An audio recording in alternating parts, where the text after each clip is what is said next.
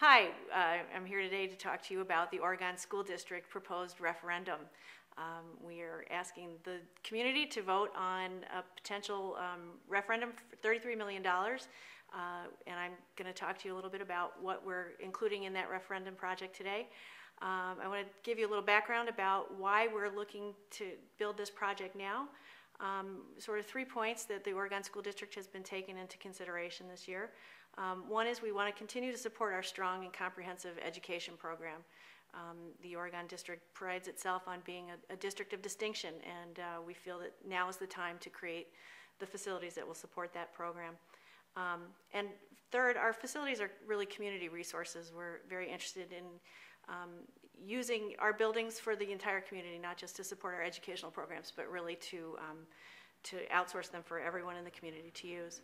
So that's what I'll be talking to you about today. Why are we doing this? For the past 5 years, we've been meeting with various community groups, faculty, students, and we've seen some needs arise in the district, and we're about to address those needs with these building projects that we're proposing in this referendum.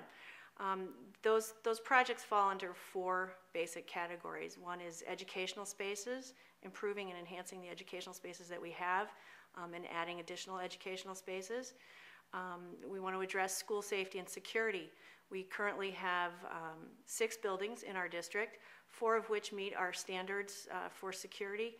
The middle school and the high school currently don't, and so we'd like to bring them up to that same standard as well. Again, we want to enhance our community spaces. We know that the community uses our buildings heavily.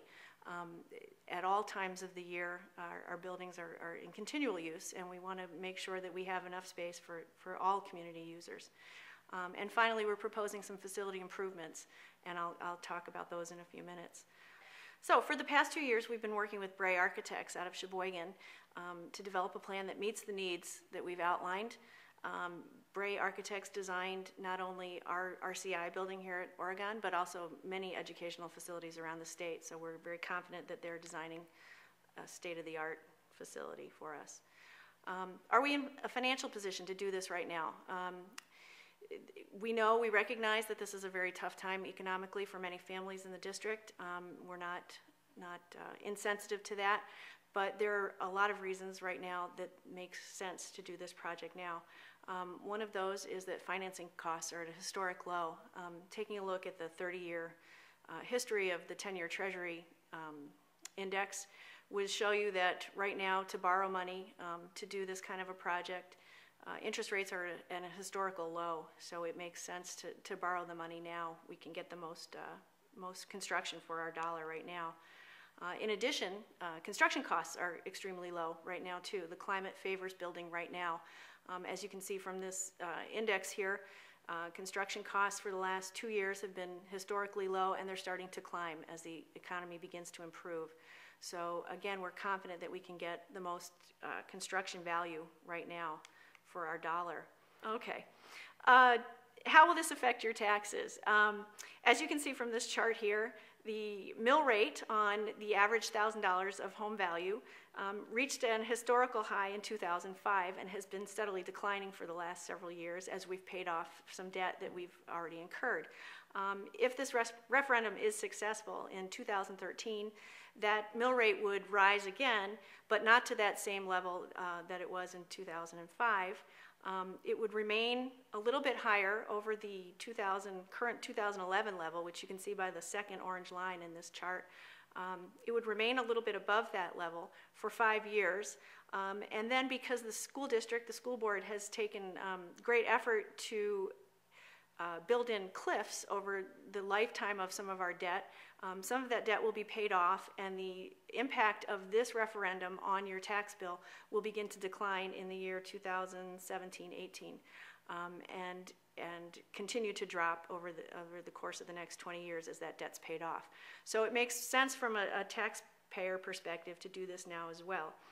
In addition, this cliff allows us, if we need to, at a future date, build another school, which we don't currently think we're going to need to.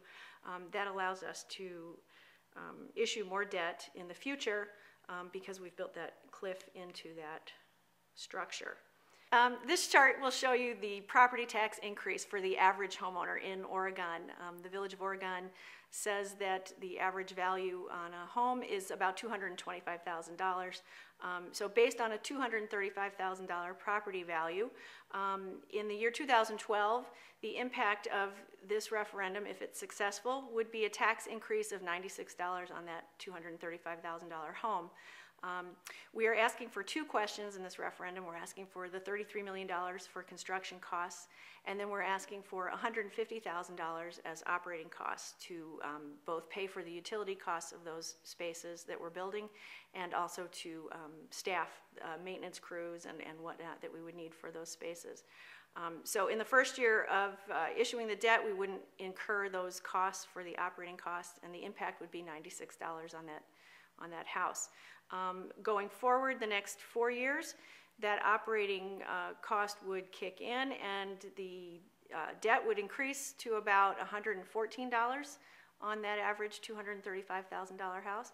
And then in the year 2017, that debt would fall off dramatically because of those cliffs that we've built into the debt payment structure, and the impact would drop to just $1 on a $235,000 house. And then as you can see, it would go below the impact of $1 even in the year 2019, and we would see cost savings.